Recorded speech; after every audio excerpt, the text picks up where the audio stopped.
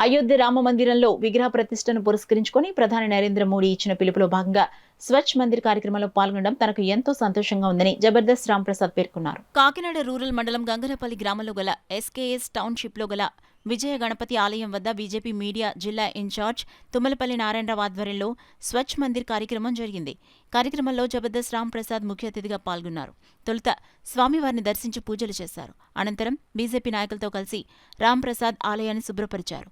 ఈ కార్యక్రమంలో పార్టీ నాయకులు పెండెం బాబ్జీ, కాళ్ల ధనరాజు, బొలిశెట్టి రామకృష్ణ, పుట్ట వీరప్రసాద్ గాంధీ, ఆలయ కమిటీ సభ్యులు, స్థానిక పెద్దలు పాల్గొన్నారు.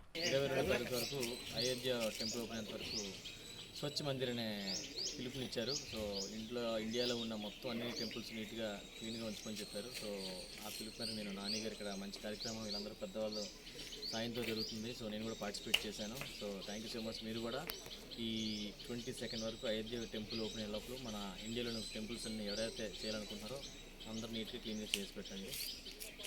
జై శ్రీరామ్. జబర్దస్త్ రాంప్రసాద్ రావడం జరిగింది.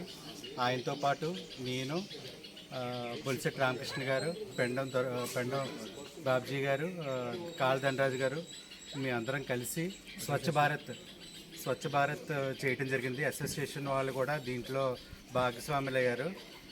ఇలాంటి కార్యక్రమం మన వచ్చి 22 తారీఖున రామ జన్మభూమిలో ప్రతిష్ట అయ్యేది వరకు ప్రతి ప్రతి ఒళ్ళు చేయాలని చెప్పేసి కోరుకుంటూ నరేంద్ర మోడీ గారు ఇచ్చిన స్వచ్ఛ భారత్ పిలుపు ఏదైతే ఉందో అది ఆయనకి చాలా గొప్పగా ఇంపార్టెంట్ నచ్చి అయోధ్య రామాలయం ఏ విధంగా అయితే మనం కొత్తగా దీన్ని చేయడం జరుగుతుందో అన్ని రామాలయాలు కూడా అంత శుభ్రంగా అంత కొత్తగా ఉండాలని చెప్పి ఆయన ఒక పిలుపునివ్వడం జరిగింది. ఆ పిలుపు మేరకు ఇప్పటి నుంచి రేపు 22వ తారీఖు వరకు కూడా ఉన్న గుళ్ళన్నీ కూడా ప్రతి గ్రామంలో ప్రతి గుడి కూడా పరిశుభ్రత చేయాలి, శుభ్రం చేయాలని చెప్పేసి ఆయన పిలిపించి ఆ పిలుపు మేర వరకు వేళ రామప్రసాద్ గారు వచ్చి మేము అంతా కూడా చేయడం జరిగింది.